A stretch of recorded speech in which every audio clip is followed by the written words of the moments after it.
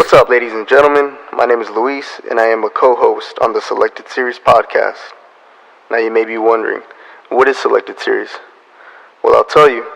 It's a platform designed for individuals to tell their story, to inspire listeners, and to create genuine conversations. Welcome back. We got off our asses and paid 111 Conditioning a visit. We also sat down with the owner, Jaime Jimenez.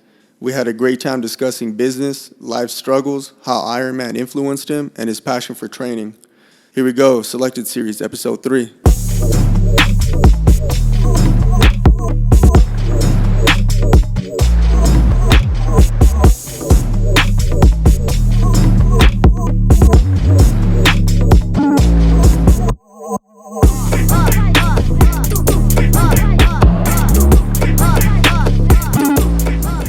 Everybody good? Everybody? Yep. All right. Mine sounds pretty good. How does yours sound? Yeah, good? boy. Good, Selected Series. I can hear you guys. Good. Cool. So, we were told to get off our ass, so that's what we did, and look, we're here now. Mm-hmm. There it is. Yeah, we're here with Jaime from 111 Conditioning. What's up, world? Yeah, boy. Thanks for opening your doors for us. Oh, man. Likewise. Thanks for, stopping in. Setting up shop. That's right. Cool, so we were here, when was it, about a week ago?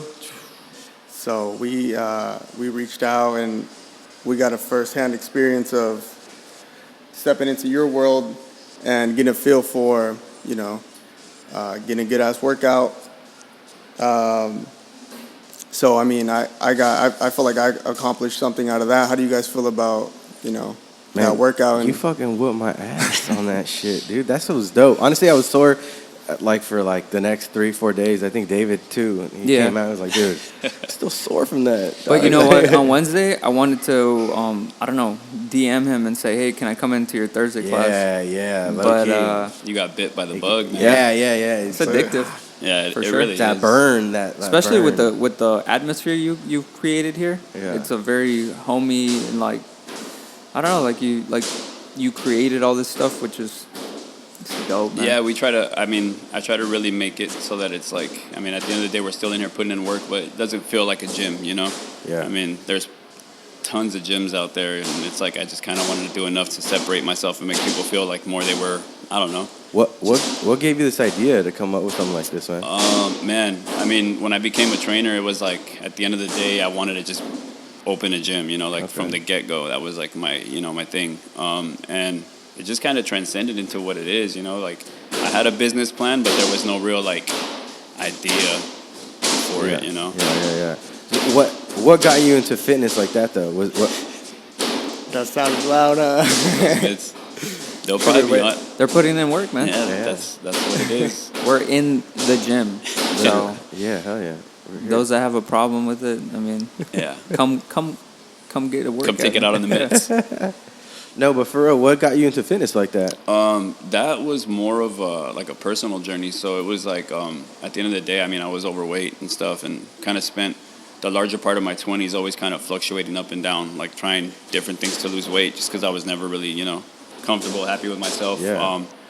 Tried fat loss pills, all that stuff, man, and you just kind of see the cyclical environment that it puts you in, and it just takes a toll on your body. So it got to a point where I was just screw it, I just need to basically get off my ass and keep doing that, and not try to take the shortcut, not try to take the easy way out, but just put in the work and see where that leads me. And No, yeah, dude, no, yeah. I think a lot of people actually try to do that, that shortcut aspect in fitness is and then they end up damaging their body more than they need to.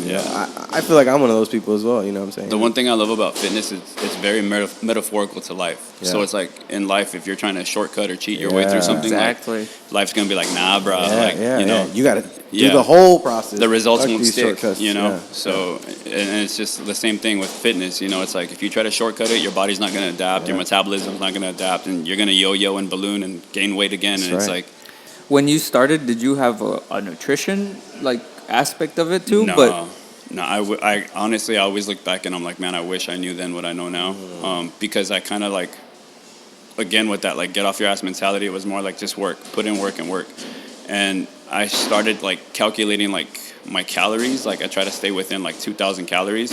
But now knowing how you can break it down further and controlling like protein intake, carb intake, fat intake, and like when you dial it in real specific, like you can really, really have like way better results, and you don't even have to work as hard. Yeah. You know, and that's the thing. It's like when you find a good balance of nutrition and a workout, you don't have to sit there and like beat your ass through. So you can work out forever, but if you're not eating correctly, Right. you're just not doing it. Yeah, because at the end of the day, like not to get too scientific about it, but fitness and like weight loss is all mathematics, you know. And it's like if you're creating a minimum of like a 500 calorie deficit of what you're eating, then you're gonna lose weight. But if you're eating tons and your workout still isn't burning and creating that deficit, then you're not gonna like really lose the weight that you want to lose, you know. And that's where people kind of get it mixed up, where they're like, oh, I worked out really hard, so I'm gonna go like, you know, and just splurge and like binge eat, and it's like, that's cool, but it's gonna take a little bit longer. So Yeah.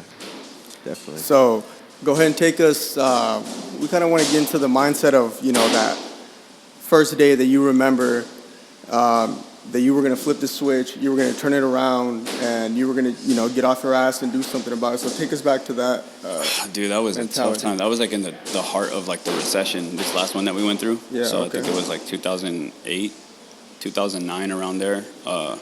It was just, man, like I kind of came out from like not being able to get a job. Like, to backtrack a little bit, I was supposed to like take over my dad's business. So like I have a welding background. We used to like, you know, do a lot of gates, doors, stuff like that out here.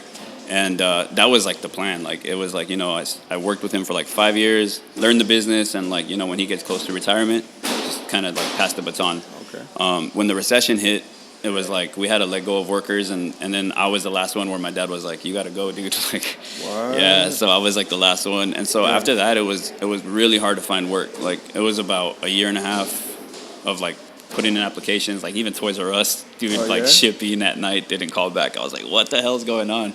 So it was like kind of like very demoralizing, you know. And I remember sitting there being like, man, I can't for the life of me control this, but the one thing I can't control that I keep complaining about is like my weight and the way I feel. So I started going to the gym to kind of like just whatever. I had no idea what I was doing. I just was going and working, and I'd like open up magazines and look at workouts and stuff, and then just go from there, you know. And then in that, I found like a therapy in it. Like you just kind of like, if you have anger or aggression, I mean, it's a very healthy way to like just kind of outlet. Yeah. You know, like headphones on, world off, just go to work. Yeah. And in that, I got bit by that bug, man. And it was like I just wanted to keep on feeling good, no matter how bad I felt outside of the gym. Like in my workouts, I felt like I was in control and I was empowered. You know, like in that little like hour or hour and a half or whatever. You know. So definitely some anger then that you had. Yeah, was what was pushing you to just get kind out of there. being tired about like complaining and like knowing that I had it in me to change something, but I just wasn't. Like I was bullshitting, you know. And did it take anybody telling you anything, or? Not really. I mean, it was kind of seeing like there was people out there that were like kind of still doing things, like I mean in terms of making moves and stuff, and I can see them accomplishing things, and in my head I'm like, bro, you're just sitting back like supporting people and like enjoying the projects that they're doing, but it's like, what are you doing for yourself, you know? And there comes a point where it's kind of gonna be like, I want a piece of that little like success pie also, you know, like I want to prove to myself that I'm deserving just like anybody else, you know. Also, your dad keeping you with him for so long kind of kept you tethered to him, so you weren't growing. 'Cause for sure, man. You had that. For sure. I mean, honestly, like, my dad's a super hard worker, and, like, I mean, I've always had that example, but in that, like, we didn't have to really struggle as much, you know, and it's like, I say that with pride only because I know he put in a lot of hard work to take care of us. Most definitely. You know, so he set a great example, but in that, if I, you know, in my early 20s, if I struggled financially or something like that, it was like, I had Pops there to kind of help me out a little bit, you know. He'd teach me a lesson, but at the end, there was a little bit of a bailout. And when the recession hit, it was like, bro, you don't even have that.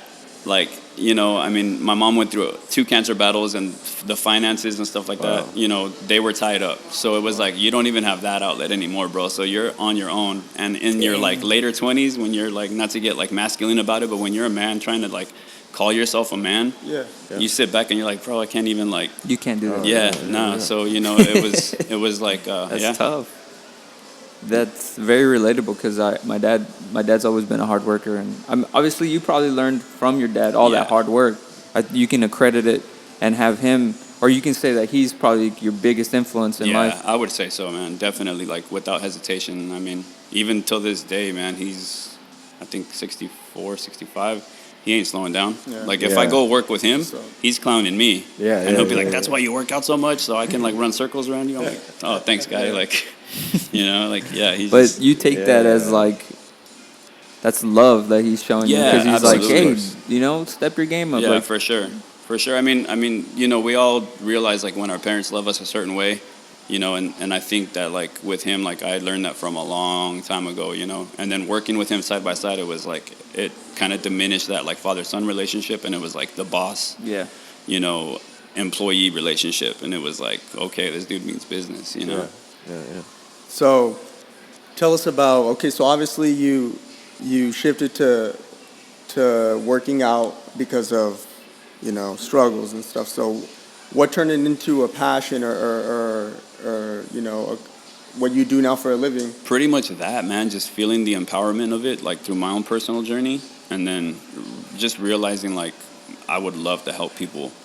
You know, like, when I started working out, this valley's so small, like everybody knows everybody, you know? Yeah. So it's like when people start seeing you on this little journey, they start seeing you lose weight and stuff. And I would kind of, like, constantly get asked, you know, like, what'd you do? What worked, you know?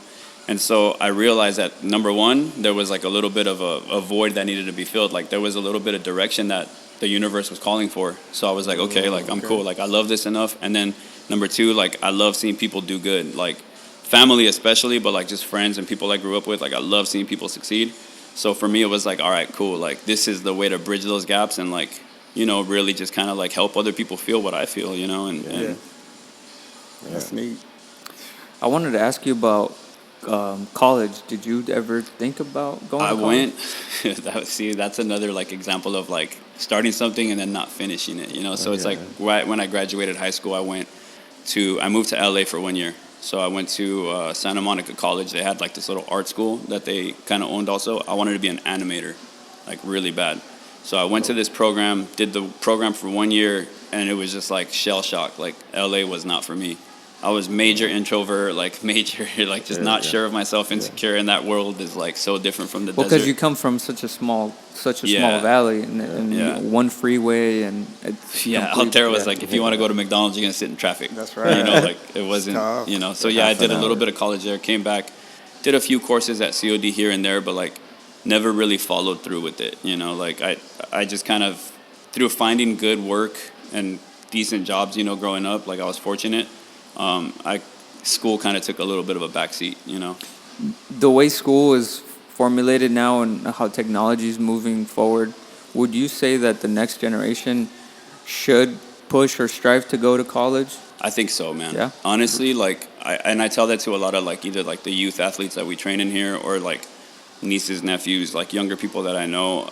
I really, really, like, as much as I love the journey that I've been on, I wish that I would have kind of given, like, that part a little bit more of my time and, like, dedication, just because, I don't know, things could have been even better. I don't know, you know, like, knowing how strong-minded I am now and how I've proved to myself that I can do things, it would have been nice to see, like, what that path would have led to. But, you know, that's for somebody else. Like, obviously this is my path and I'm cool. But yeah, like, I think that school shouldn't be shunned. You know, it's there for a reason, and if people's career choice needs it and is dependent on it, then definitely, like, you got to put in the work to get to where right, you like go. a nurse or a doctor. Yeah. But now how everything's so specialized, you can take, like, for instance, you had to do certificates, right? Yeah. To get this gym going. What kind of journey would you tell somebody that's trying to, like, for instance, start a gym? What was the program? What were the programs that you had? So like, in regards to what I do now, I did, like, it was like one of those vocational, like, I think it was 11 or 12 month program that was basically pendant for, like, personal trainers. So in the personal trainer world, like, you can get an online certification, or there's, like, some pretty, like, good certifications at the forefront that even if you just go online and complete your hours and do your things, you know, like, you'll get a certification. And if you grew up, like, in the fitness industry, or, you know, you were familiar with working out, you can do it all online and be a successful trainer. You know, I think I found a love for fitness in such a short time span that I wanted to do the program because I was going to learn a lot more, and I had a lot of catching up to do. You know, so the program that I went to gave us like kinesiology courses and anatomy courses, like just kind of quick, you know, blitz at them, but like it was like better than not having none, you know. And then they gave us like a few business classes, and then I took a business class at COD. Again, not like getting a business degree, but just, you know, just took a little simple class on small business to kind of catch the ins and outs of it. Nice. Was that all done before you started becoming a personal trainer at that other gym you were at? No, so that one only like the school and everything like that. Aside from just that last business class, that was all done before I was already training at the other gym. Yeah, gotcha. And then like, it just kind of like timing wise, it just worked out that I took that small business class, and then like literally like a month and a half after I got the opportunity to like look at this space, and it was like, whoa, okay, like that was all fresh on the mind, so it kind of worked out good, you know. Yeah. So just seeing the space, you already knew, like, you know what, I'm gonna set this up, I'm gonna make it happen. Yeah, I mean, I'm not gonna lie, I had a couple of doubts in the beginning. I mean, the dream was there, but it was like seeing this space specifically, I was like, this is tiny, dude. Like, I can't open a gym in here, you know. And then just realizing I've seen gyms in small places, and then looking back, like, I mean, I trained people out of the parks before. I trained people in my home garage. Like, clients would drive to the garage and train with me. So I realized, like, if you offer good training and like a minimal amount of equipment, like people will come if you have that great experience, you know. So then it was more of like, okay, like it's go time. Like let's make it happen, you know. What kind of training do you focus here? We focus on. We do. I mean, we have a range, dude. Like we do personal training. It's myself and then my boy JR, who's another great trainer. I've been training alongside him since I want to say like 2011 or 2012. So him and I vibe like very, very well together, and we're very like-minded. And so we do personal training, and then we do athletic development and stuff like that. He works with a couple of pro boxers doing their conditioning and stuff like that, and then I'm working with a couple of up-and-coming like collegiate athletes and stuff like that. So it can get as basic as like just weight loss or like movement and athletic development. Very personal to what their needs are. And then we do the classes like in the evenings and stuff like that, the group training classes and stuff. Do you still do the camps at the parks and stuff? No, it's so funny because like I did that for a few years, you know, and the second I opened the gym, like I was so proud and happy to have the gym to like bring the camps here, and then I'd hear a couple of like the people that would go to the boot camps, you know, forever. They'd be like, "Oh, I miss those," and I'm like, "Yeah, but we got a whole freaking gym now." Like, you know what I'm saying? So it's like, but yeah, I get it. The vibe is like real fun, and it's outdoors and stuff like that, you know. Yeah. So. No, I can see that.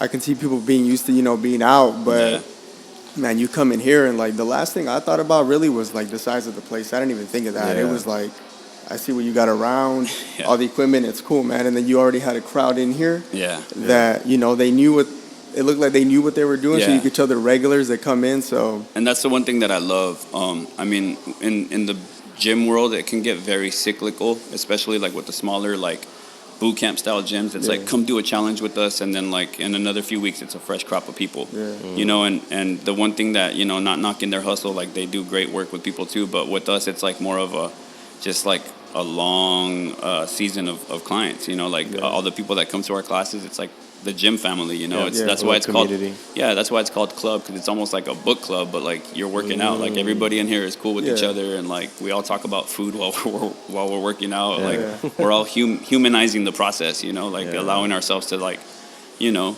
enjoy life, but work out and put in work at the same time, you know. So I got that feeling for sure. Yeah.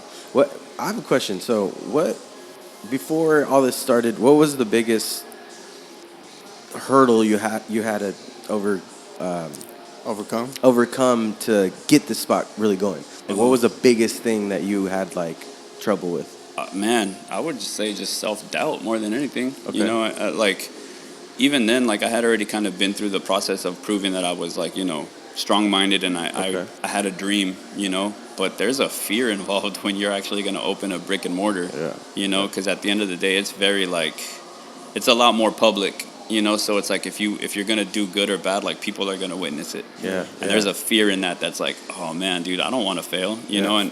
every motivational speaker you hear out there is like, they all tell you like, it's okay to fail, like failure is part of the process. And it's like, fear of failure. that sounds cool and all, but like, I don't want to be at the root of that, you know? But at the end of the day, you have to kind of put that aside and be like, look, if you're giving it an honest effort, and you're doing what you got to do, and you're being, smart about the business side of it as much as like the industry side of it, then, hopefully the universe takes care of you and people, gravitate towards you and you do good. Yeah. That's a great answer, man. Yeah. You also have to surround yourself with positive people. Definitely, man. Because Definitely. if you have somebody in your ear telling you, nah, dude, that space is too small, or nah, like, how are you going to do that? Like, all this negative or walls that they start to put in your way, you're like, yeah, you're probably right. Yeah, that's for sure true. I mean, again, going back to like what a lot of the speakers say and stuff like that, it's like everywhere you look, it's like surround yourself by like-minded people or positive people or people that are continuing to push you, and that's another good thing about this desert and knowing a lot of people is you kind of do see the people that are making moves and are doing things, and you kind of sit back and it's like, okay, if they could do it, I could do it. It might not be the same industry, but it's like you're taking an idea and a product and you're giving it honest work and you're following through with it and you're showing people that this is what you're about, and they're supporting it, so it's like, why can't I do that? Right before you pulled the trigger on signing the lease for this place, did you come up with a business plan, or did you already have things, I don't know, did you bounce ideas off? Yeah, with I had like a cheesy little business plan that I had to do as a project for the school that I was in, and so that was kind of more of like just kind of getting like the overhead together and stuff like that, and realizing like what it would take to like run a smaller operation gym, and then I kind of dialed in that business plan in the other business class that I took, and so I kind of revisited that old, because that was already like a 3-year-old or 4-year-old plan. You were polishing it. Yeah, I was polishing it. And then aside from that, I had already been kind of like somewhat in business for myself, because as an independent trainer, you're having to pay, your dues and stuff like that, and getting your clients. Yeah, and you're setting up your sole proprietorship, and doing all that stuff. So there was already kind of like an idea of business like in my mind, like I was already running a business essentially, and then selling shirts and stuff like that, like doing a little bit of merch here and there,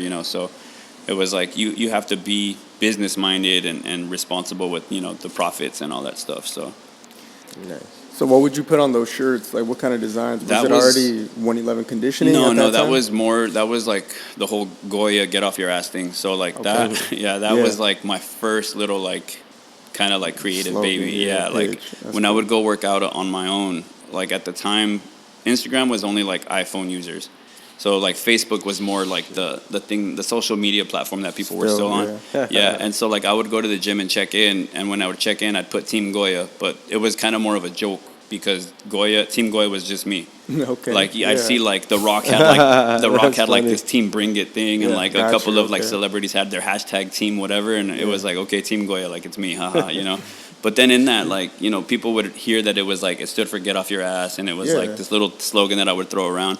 And so, like, I would see friends go to the gym, and they would hashtag Team Goya, too. And it was like, sweet, dude, like, we're growing. Like, the wolf pack is growing, So then I started doing shirts with, the Goya sayings. Like, and there were just little, like, graphic plays, like, on, logos and designs and stuff. Kind of, like, similar to what streetwear is doing. But I was kind of, like, bringing, like, the fitness side to it, aspect to it. Yeah. That's dope. How come you didn't go with like Goya Fitness or something like that for your name? I wanted to separate...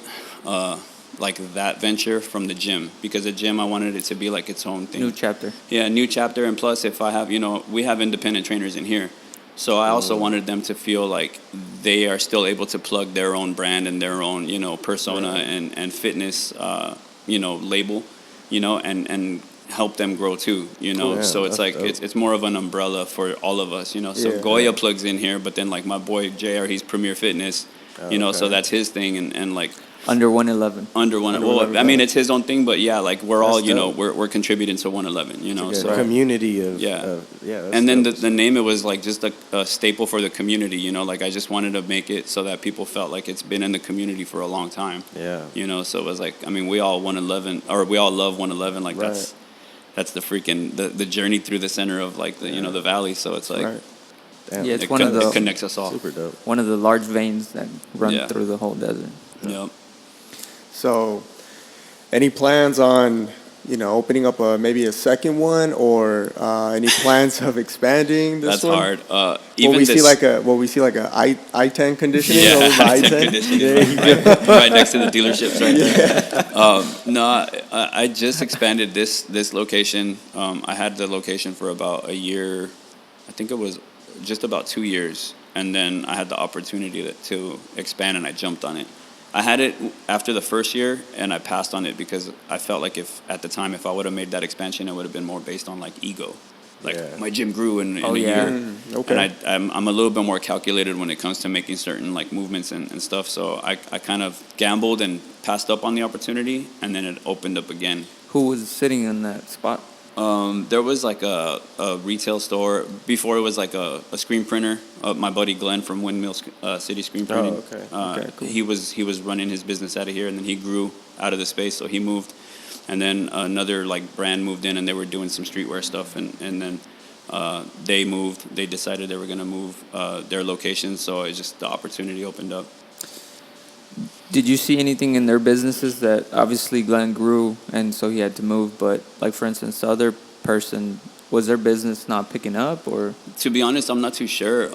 I know like just streetwear in general, a lot of it is online, too. Yeah. So I don't know if that was like more the avenue that they wanted to focus on or not, but I just, as soon as I knew that the space was going to open up, it was like, okay, like I The knew, overhead was probably super. yeah, the overhead, I mean, it catches up to you, and that's a reason why I passed it up the first time, because it was like, the second I signed that lease, it's going to be like double the air conditioning bill, double the, so it was like, I didn't want to jump on it just then. I wanted to make sure that the business was actually, Profitable. yeah, profitable. And not only that, but I wanted to make sure that I knew like the ins and outs of the space that I already had. If I felt like I wasn't like maximizing that square footage to the fullest, then it was like, You were squeezing every inch of. yeah. Yep. So even before you got the opportunity the second time, had you already been thinking about it? Picturing what you would do with? Oh that yeah, other for side? sure, for sure. I mean, that's the thing is like there's always got to be like a look beyond. Like, I mean, if you get complacent and comfortable, then you're not really gonna you're gonna just do good enough. And I mean, at the end of it all, it's building yourself up. Like in my terms, it's building myself up to be big enough to help as much of the community as I can. So obviously, if I have more square footage, then I'm going to be able to fit more people, and there's more people getting, accomplishing, transformations and stuff like that through their fitness journey or whatnot. But at the end of the day, it's like, again, it's just not wanting to grow too fast, and making sure, okay, like when I do grow, like it's time. So I kind of already like in my brain had it like outfitted to what I wanted to do if that opportunity, provided itself, All right, man. So I wanted to ask you, every time I drive by here, when I came here for that class, I just see this big old mural. So what's that? It has something to do with the club, right? Yeah, that was like a huge passion project. So Tim and Cub, local fighters. I mean, I'm pretty sure anybody locally listening knows who Tim Bradley and Cub Swanson are. Shout out them. Yeah, big shout outs. They're amazing dudes and amazing athletes. When I first got the space, that wall was just blank. It was like white. Just for like a whole year, just driving into that wall, it was like this boring white wall. Yeah. And kind of like I love following UFC and like boxing and stuff like that. And you see like the lead up to fights, like they'll follow the fighters on their training journeys and stuff like that. Yeah. And there's athletes out there that have murals in their hometowns and stuff. And in my head, I'm like, dude, we have two pro like amazing athletes out here. Sick. And aside from that, like they're both stand up guys. They're both like they're not clouded with like freaking controversy and stuff. Like they're really they give back to their community. Like they're role models, dude. Like at the end of the day. So my thing was like they both started training, boxing and jiu-jitsu like on 111, like in this strip of 111. So it's like their history is like, the origin kind of, so to speak, is like here. Yeah. So it was just like the perfect match, man, of like wanting to fill that wall up with like a cool mural. And I teamed up with Rick Rodriguez, which is a great local artist. He's a good friend of mine too. And I wrapped the idea to him, and he shot me like a concept sketch. And after he did that, it was like, dude, we have to pursue this, man. Yeah. We have to. So it was like a year of like, man, like a lot of back and forth of like making sure that the fighters were cool with it, and the city was cool with it, and the landlord was cool with it, and the artist was cool with it. Like there was like 5 different parties of people that I was kind of quarterbacking and making sure that like everybody was on the cool page of it all, you know. So at the end of it all, it came into fruition, and it happened, and it was like, dude, it's been amazing ever since, you know, like such a beautiful presence in the city. And yeah, I think it's a part of like Cat City history for sure. Yeah. Now, like forever. That's and like the cool thing is, like, when we presented it to the city, it's like they were very open-armed about it, and like kind of were like, we hope that this propels like more murals throughout the city. Oh yeah. So it's like, it's kind of cool that it was like the first big mural project Yeah. for the city, and then, you know, we're gonna start to see things like sprout up here and there. So that's cool. That's Yep. super dope. Super dope. Nice, man. Well, let's get into the equipment inside of the gym. So talk to us about that. So the equipment, having the background that I have in the welding and stuff, and having the opportunity to open the gym, man, like equipment, squat racks, all that stuff, it costs like an arm and a leg. Like, it's a lot of freaking money, you know? And so I knew that if I was going to be able to outfit the space the way I wanted to outfit it, if I were to be able to build everything and fabricate everything, like, it would make the space much more usable, you know? So, because a lot of that stuff, it takes up a lot of space, it gets in the way. So the original, like the 3 squat racks that I built, we made them so that they retract. And when I say we, my dad and I, he helped me do a lot of the fabrication too. Okay. But I made them so that they retract, because in the beginning it was just the one side. So if there was groups in here and stuff like that, I needed as much floor space as possible. Yeah. So I'd close those squat racks up, and like I had instant room, like extra room for people, you know. And So then equipment tailored to your space in here. yeah, and then it just gives it that rugged look, you know. Like I left them unpainted and let them kind of rust up a little bit, so it just looks rugged, like freaking Mighty Mix Gym from, like, you know, the Rocky movies and stuff like that. Yeah, It gives definitely. you that grit and That grime. grit, that sweaty, just like Yeah. old school kind of gym. Yeah. Yeah. No, it's So it came together, man, and it's just cool because, like, at the end of it all, I've always had a creative eye. You know, like I mean, I wanted to be an animator, so there's like artist, you know, background there, and then I did graphic design for a few years with Best Signs in Palm Springs. So there's like layout history there and stuff like that. So I've always kind of tried to like tap into my creative, you know, outlet as much as I can. And with the gym, it's like that's been the biggest canvas of fun for me, man. Like just having Did you fun. create your logo? Yeah. Yeah. Yeah. So the Oh, logo, the marketing, like all the branding and stuff like that, like that's all. This is yours? Oh no! I'm sorry. The one on the wall right here, that's Mike Rios. Oh, okay. So That's when I dope. first, Shout out Mike. Yeah, shout out Mike, man. Like that dude, without a doubt, was like a good push, you know, and telling me to like even do this, because I was training him for a while too, and he's always been a homie.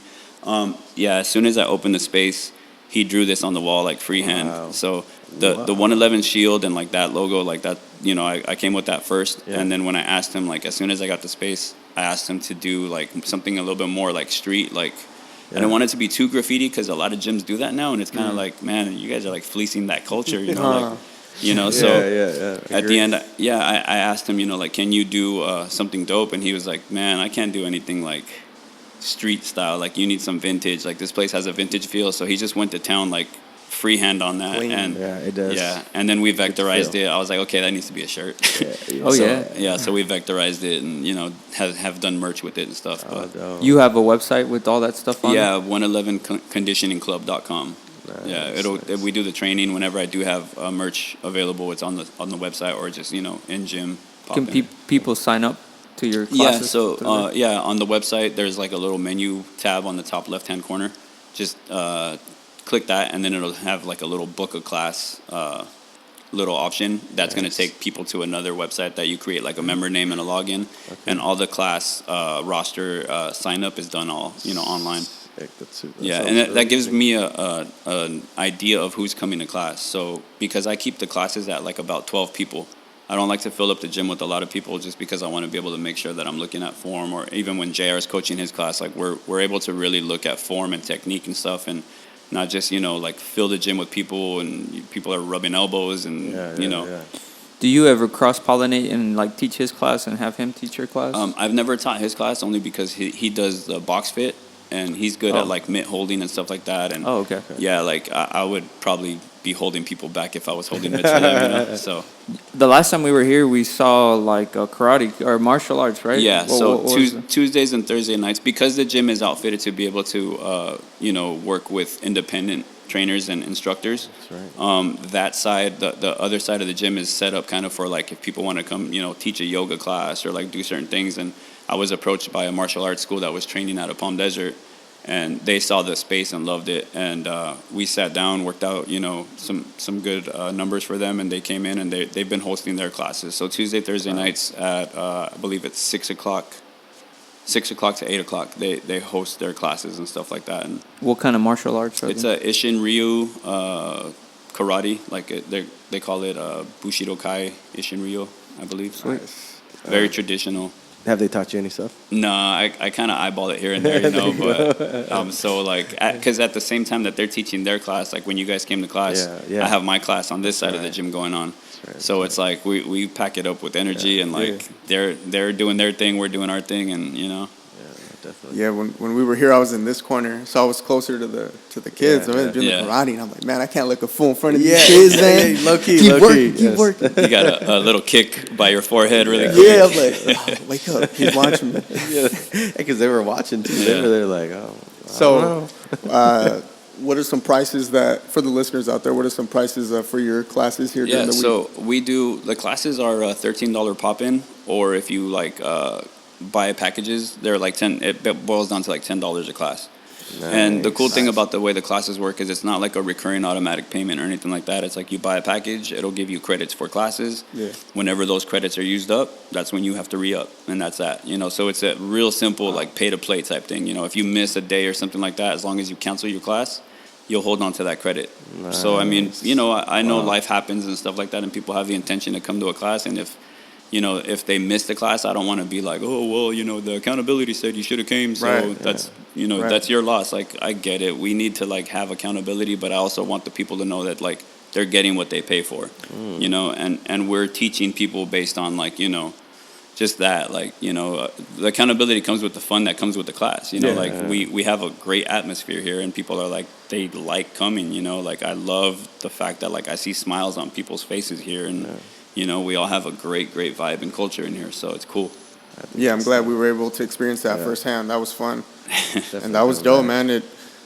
I was sore for a good week after, but hey, like right away, as soon as you leave, like I felt like, oh, I want to come back. Yeah. For sure, like without a doubt. So I feel like people coming in, they'll get that same feeling. And for as a sure. trainer, that's the thing is like I don't look forward to hearing that people were sore. Yeah. Like it's like I see some people that are like, yes, like my client couldn't walk for a week, and I'm like, nah, dude, I want my people to be able to like work. Yeah. We still have work to do during the Gotta come day. back, and- No, one of the things though that I think stood out, a lot of these things I've never done before, and incorporated things that I have, like simple squats, but like the squat with the ball throw and stuff like that. A lot of that stuff, and I felt like it felt good. Yeah. It felt good. Yeah. Like we were all like encouraging each other. So I think that's something unique about your club is like these specific workouts and how you have it set up and how it's in a circuit. I love that about And the club, biggest bro. thing with us is like we really push like form over speed. Like when it comes to the workout, I mean, we want people to like feel like they know what they're doing and like their body's reacting the way they want it to react, and you're not just like overworking just to sweat. Yeah.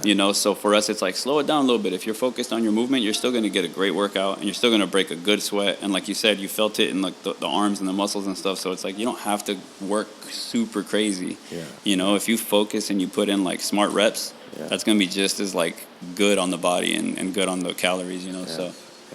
Yeah, and I like how it's like, it's not that big of a class too. So even though there's 12 of us or 10 of us in here, you're still concentrating on. That's what we were just talking about outside with the homie Ari. Is you still feel like you get that attention of like how to do certain things because that's one of the things he had said was we go to the gym sometimes and we don't know what the hell we're doing. You know, and here you give us advice on our form but you still let us do it. And it's not that intimidating like.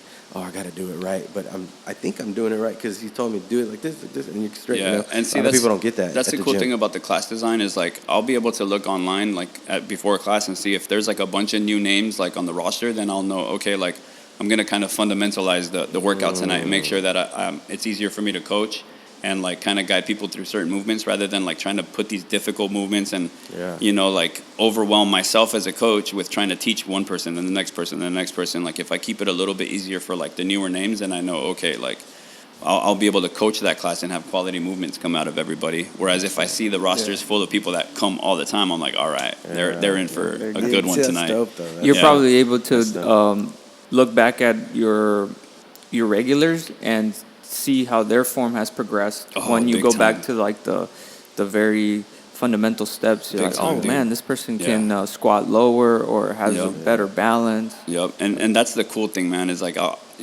seeing a new body come in here and seeing like something as simple as the squat or even the lunge. Like, Yeah. those are two movements that are like they can be pretty specific. Like, you can be very technical on teaching that movement, and like that movement, you'll see somebody do it right off the bat because they've done it with other trainers or at other gyms, and it's like, no, hold on. I'm not worried about how low you can go. I want this, and this, Yeah. and focus on this, and then you see them kind of switch it up, and through the weeks you see that squat getting better and better, and it's like sweet, like you just see the progression, Yeah, that's dope. That's dope. I was skimming through your Instagram and I was noticing that you don't you approach your workouts more like body movement and Yeah.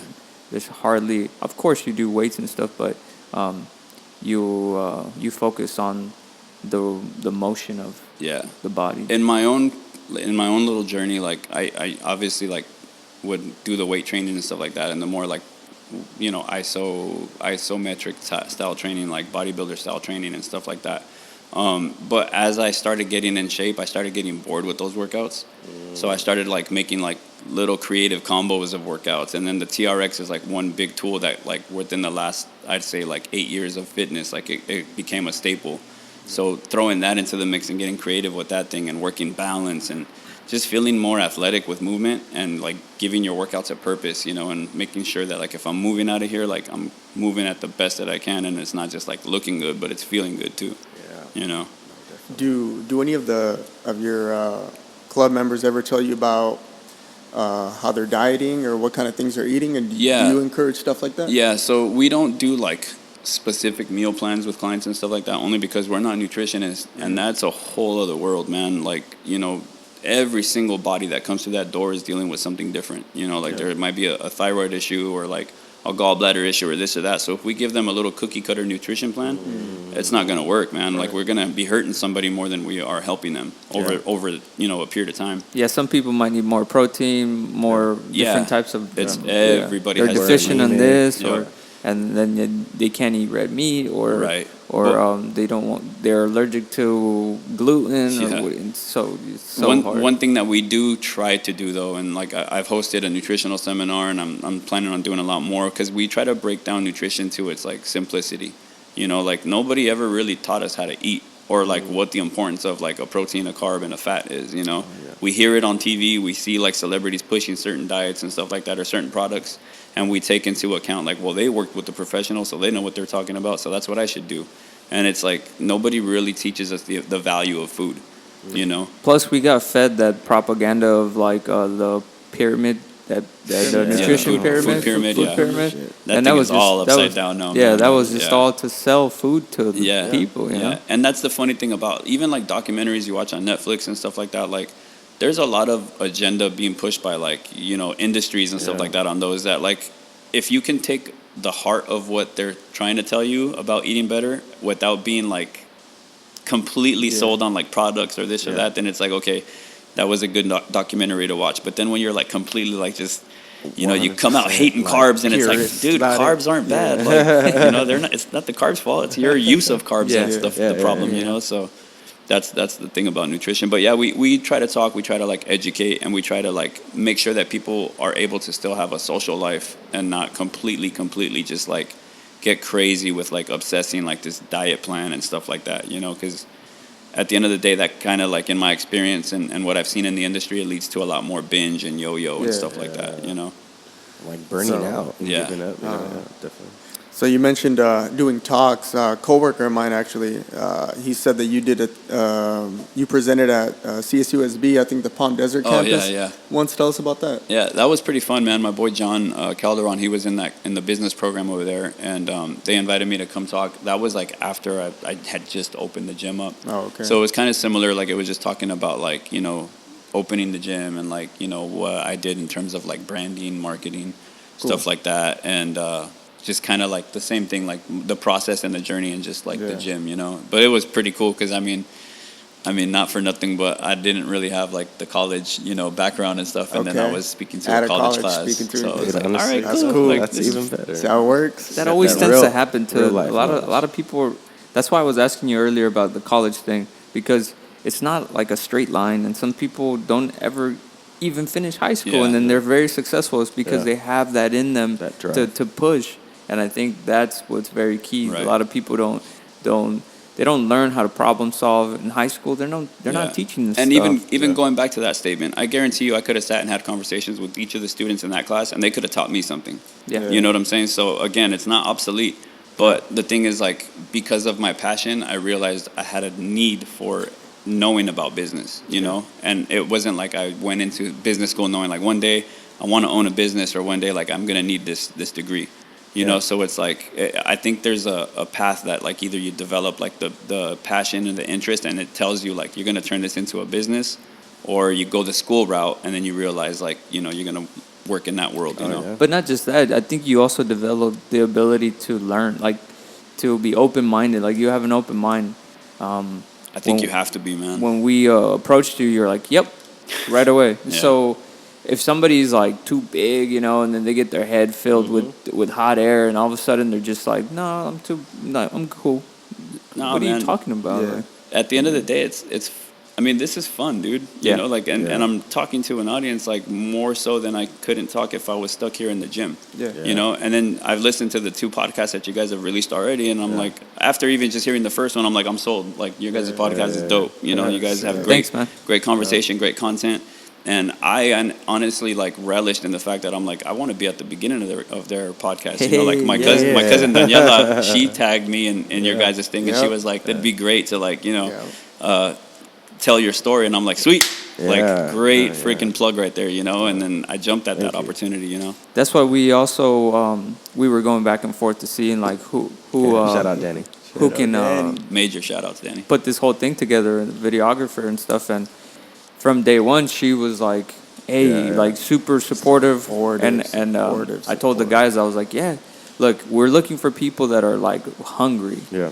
and that's our whole motto. Like, we're looking for those hustlers, those people that they see the potential in themselves, but they need to get together with other people that can kind of use as a stepping stone. Like, let's Right. push each other. Let's not pull each other like that crabs in a bucket. Yeah, man. crabs in a bucket. Yeah. And the crazy part is like, I've seen the valley shift because I did kind of witness that mentality for a while, like years ago, where there was a little bit more of a crabs in a bucket mentality, where it's like if somebody's making it, then everybody's kind of like just kind of watching and pulling them down, and bitter. instead of like supporting. And then once one makes it, the handout comes, and it doesn't have to be like a bad handout. It's just like, dude, like you supported me, like let me support you. And it's like now I see like a different creative like cultivation of people that are coming together, where it's like, you're doing good, I'm gonna support, I'm gonna do good, you're gonna support, like. And dude, and then we make a presence like as a valley to like the other valley, like, Or just the rest of the world. Like, Exactly, hey, look, man. we're a beam where people should be Exactly. attracted to. Exactly. Like this valley in the last like few years has had so many eyes gravitate towards it because of the festivals and all that stuff, that it's like, dude, like we're from here, like this is our home turf. That kind of takes me back to like the beginning when I started doing the park workouts. I remember social media was just starting to get like big, and a friend of mine brought 2 trainers out from Orange County, and they had like a little bit of a social media presence and stuff, and like people turned up for their boot camp. And I'm like, wait a minute, like that was fun, but they're not even from here, and people showed up. Yeah.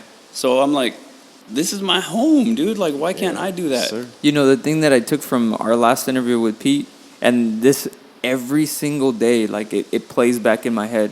We are the adults now. Yeah. Like we are the people that should be setting the foundation for the kids that are coming up. Right. Yeah. Like let's be role models. Let's be that person that tells you like, look, this is how you should treat people. This is how you should communicate.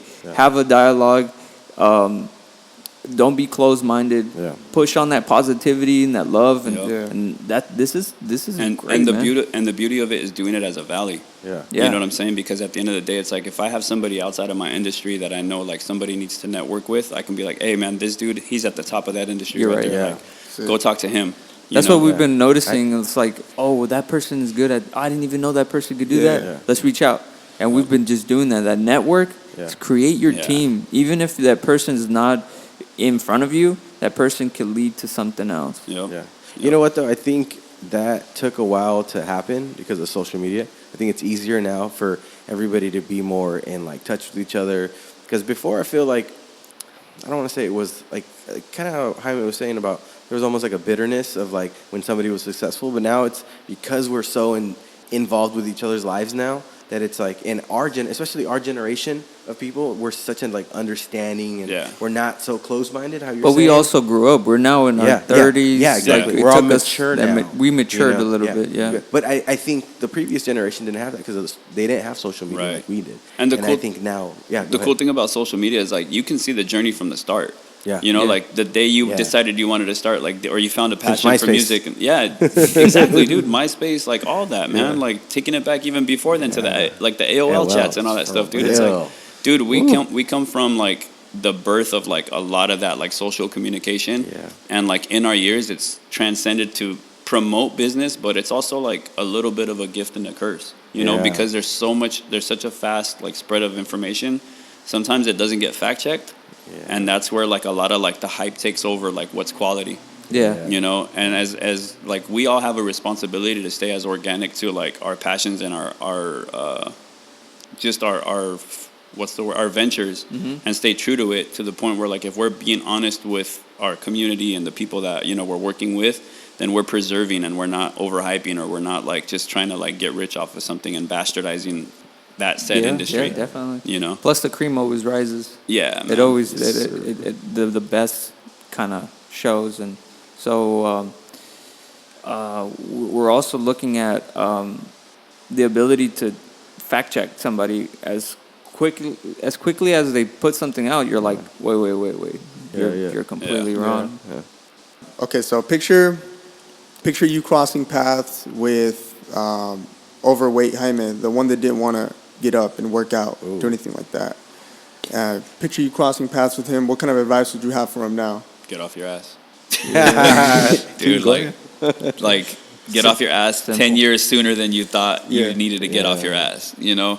And the only reason I say that is because I know like I went through a lot of shit in finding myself in my 20s, and I owe a lot of my relevance like when it came down to fitness, you know, because like I said, fitness is a metaphor. Like workouts are metaphors. Without getting too Mr. Miyagi about this shit, like it really like can apply to like the rest of your life. And so when I'd see myself going through like a tough workout, it was like, are you pissed off about life? Are you like, do you hate the way things are going for yourself? Okay, cool. Like overcome this freaking set of whatever. And that's like you overcoming that one thing in life that's pissing you off. You know? And when you kind of tap into that empowerment, you realize like, okay, I'm a little bit more badass than I give myself credit for. Right. And that overweight Jaime was a very, very, like very introvert, like insecure, just very, very self-conscious person, you know? And when you realize like you need to step out of that bubble a little bit, like Step out of that comfort zone. there's a little bit. lot of beautiful world in that ocean right there. Like you need to like take the floaties off and jump, dude. Yeah. Man, you're kind of like a therapist using fitness. No, that's dope, bro. Like the way you see it, a lot of people, I mean, I'm like, oh, wow. When you tap into it that way, dude, it's like, I mean, honestly, like this is personal experience, you know, like I was able to tap into that. But I will say that that's a very, very tough thing to like, a tough tool to utilize over time, because when things are going good for you, that's right. it's hard to find that same like hunger. Okay. And you know, like, not that I want to toot the horn and say things are amazing. Right. I mean, I'm in a great place, dude. I have a great wife. I have a good business. You know, my family, like everybody that I love is healthy. So it's a beautiful place to be in. And when you find yourself wanting to like find that like grit and that at deep, that point, that, you know, it's like, oh, dude, like, no, I'm listening to like freaking great music right now. That's when you move the bar. You just put it a little bit farther. Exactly. So that you're still hungry. Exactly. You still push on that stuff. Yeah. And it's good for you to figure that out, because you're going to have clients too that, you know, aren't going through a struggle, and life is good, and you want them to come in. So that's one beautiful thing that I have witnessed here in the gym, is that I've in turn been inspired by a lot of my clients, dude. Like a lot. Like I have a client that just finished a marathon, and like seeing him do that was amazing, dude. Shout out Ruben, like he killed that, dude. And then like, you know, just seeing other clients that like through their personal journey, they'll come through the doors and be like, I never thought I'd be like happy to go to a gym. See? And hearing that, it's like, sweet, dude. Like, that's exactly why I built this place to be what it is. Because I remember being that little, like, chubby dude at the gym, not wanting to be seen by people. And so I'd go late at night and, like, in the little corner, you know, and, like, working out away from everybody, dude. You know, real, though. That's real. So, yeah, it's. Plus, you also had like family struggles. Like, for instance, your mom. She was probably a big inspiration to you to be like, "Hey, stop being a bitch and like, get your shit together." Huge. That's exactly it, dude. That was like that was one thing, and I said in another interview that I did, where like she was my biggest inspiration because I was going through shit. She had like a very, very, very two battles with lymphoma. And like she was like a class act about it, bro. Like you talk to her and she'd just be like, I'm okay, you know, like, or she just wouldn't question like, why me? Like, woe is me. And I'm sitting there complaining about little shit that it's like, bro, like, get it together, man. Like, she just fought to live in this life and you're complaining about the same life, you know? Like, come on, bro. Yeah. It's that first world problem.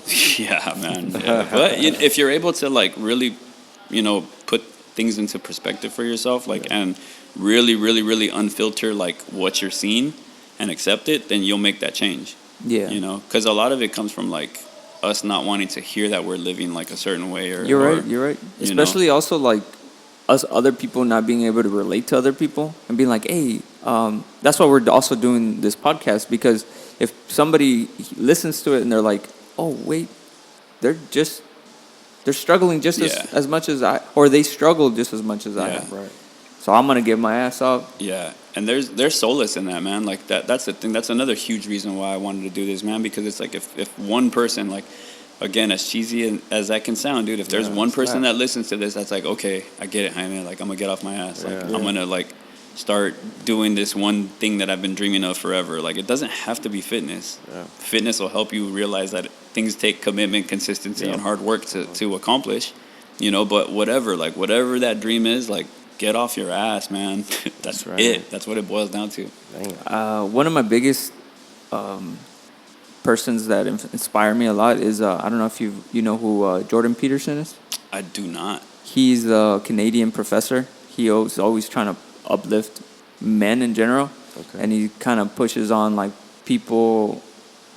Like if you want to organize your life, is simply clean your room. Like start with just cleaning the environment that you're in. Yep. And so like once you can see that just your proximity, like the closest thing around you is organized, then you can kind of step out of your world and kind of start pushing on that. Healthy habits, man. And being able to like apply them metaphorically to things, you know, like even the gym, man. Like I'm a pretty OCD person. So the gym, like, if I'm not training somebody, I'm walking around straightening things out and stuff like that, you know? And it's like, it's tough, but I just never know who's going to walk through those doors. So I want whoever comes in to see the gym and be like, damn, that place, like, it looks nice. Yeah. Like, without, you know, even little things like making sure, like, the ropes are, like, in a nice little circle and, like, you know, like the ambiance and the aesthetics of it just look good, dude. Like, candy of it. You know, that frame is crooked shit. I need to go fix it really quick. I don't know, like being shy in the beginning, it was tough, but then you slowly see, like, it doesn't matter what you say as long as there's great conversation and you're, you know, engaging. And that just kind of helped me shake that, like, that aura off, you know? Yeah. I see that you have Iron Man on your arm. Iron Man's my dude. What's up with that? He's my dude, man. Okay, so, like, I was hyped when the movies came out. Yeah. But if anybody grew up out here, they knew that Movies 10 had a comic book store right next to it. Yeah. And so when we were younger, our parents would like let us all go to the movies, drop us off with a little bit of money, and we'd watch like 2-3 movies at a time because it was like $1 a movie, you know. So like with babysitter. Pretty much with like cousins and friends and stuff, you know. So if it was in between a movie, we'd go to the comic book store and just waste time until the next one started. Nice. And I remember picking up an issue of Iron Man and seeing him like doing something like welding in the picture. And in my head, I'm like, dude, this dude's doing what my dad does. Like, that's pretty cool. Like, the superhero does what my pops does. Yeah. So Iron Man always stuck out, and it was cool, you know? And then when they started, like, talking about the movie and stuff, it was like, sweet. Like, there's going to be a movie. There's going to be merchandise. And it was just like, there was more availability to get products. Yeah. You know? And then it's so funny because, like, in the movie journey, like, he comes out, he's wearing, like, this big, bulky suit when he's, like, the first one, and then he refines it. And it becomes this, like, amazing thing through his own tinkering, you know? So it's like I shed that first suit, Wow. And now it's like I'm in that new armor, you know. That's so a dope ass metaphor. Do you relate to Shout out the Iron Man. actual superhero or the person inside the suit? the person inside the suit, I would say, aside from the fact that in the comic book Tony Stark dealt with a lot of inner demons in terms of like alcoholism, which made him like one of the first real like characters in comic books that that was humanized like that, you know. For sure. But just more in terms of like always like thinking, always being inventive, always being very like tinkering and stuff like that. Like I've always been like that, you know. Like I love building stuff. I love just getting like hands on, you know. So That's cool, that's man. a dope reason to like Iron Man. But you also have Yoda. What's up with that too? he's wise, dude. He's little. He's little. He's little and Shout out wise, Star dude. Wars. I'm 5'7" on a good day, so it's like There you go. Yoda's full of wisdom, and he's a little dude. You know, he uses his mind for his shit. strength more than he Okay. uses, you know, actual physical strength. I like that. I like that a lot, man. Is that one of the reasons why you shied away from hitting the gym and stuff, just because of your physical, not shortcomings, but just like for instance, Sick ass short joke. but you also like all the sports, right? You're into you can play everything. Nah, yeah, I grew up playing soccer. That's right. And then high school, I got real lazy. I got super lazy, and I got more into like the what's the word? Like import racing and stuff. Like I was really into like okay. the racing scene. There has been like a little bit more natural athleticism to me, like when I was younger, and then even when I got really back into like really working out and stuff, and I would see movements like start to feel easier, and I think that attributes to having like decent coordination, being able to dance. As funny as that sounds, like when you can control movement, athleticism is a little bit more like natural to people. So you know? all the quinceañeras and weddings and stuff, they Yeah, helped out. all the valses and all that stuff. Yeah. Yeah, that helped out. Yeah, no, but sports wise, I mean, as soon as I got to high school, I got lazy, like super lazy. Is it because of you think the friends you had around? No, because a few of them actually like played soccer and stuff like that. Okay. Like I in high school, I got along with everybody. Like, and a lot of my good friends were like on the football team, on this team, that team. But I don't know. I think that was a point in my life where I started like really just getting lazy and not like shying away from challenge. And I don't know what it stemmed from, you know, because I grew up playing soccer and I grew up, you know, doing pretty good. It just, and then once I got my license, it was over with. You got any favorite soccer teams? Currently, no. Oh, okay. Nah. Okay. I'm more We're like gonna debate nowadays. on I'm more into UFC. Like that's the one thing that I okay. follow a lot. Like my wife and I, like that's cool because we sit down and we watch everything. So Who's it's, your favorite fighter? it's hard. Like I'll go by weight divisions, but Okay. it started out being really into like just keeping current with Cubs' career of because course. he was inspiring and dope to watch, you know, Yeah. and he's kind of like ahead of his game when it came to like the things that he would do. Yeah. And so that was interesting. And then UFC started evolving to like playing the stories of fighters and stuff like that. Yeah. And so you get to see their backgrounds and what they're all about. And so now it's like depending on weight class, like there's a lot of good ones that are like out there. That Have you ever trained with Cub before? no, I did a session with him in terms of like training his core and stuff like that. Oh, like, okay, nice. Yeah, but I've Dope. never like actually trained side by side with him. Like he'd run circles around me. So yeah. So let's go ahead and close out. Jaime, super thankful, bro. We're super fascinated with your hustle and your motivation, man. And I Thank hope that the listeners, you know, get that out of you telling your story. Come work out. Tell Jaime Selected Series Sanchez, just so we know. Anything else you want to share before we close out? Make sure you eat before you come work out. Okay. Don't get Okay. lightheaded. No, man. It's likewise, man. Thank you guys for like inviting me into your world too, and just vibing with you guys, and you know, being able to be at the beginning of this for you guys because I foresee this becoming like such a dope local podcast, man, and it's an honor to be on here and just vibing with you guys, and you know, I mean, it's cool, man. We like we said earlier, we can go out all day with just banter and talk. You know, like you guys are great at what you do, so I'm honored to be a part of it, man. Thank you.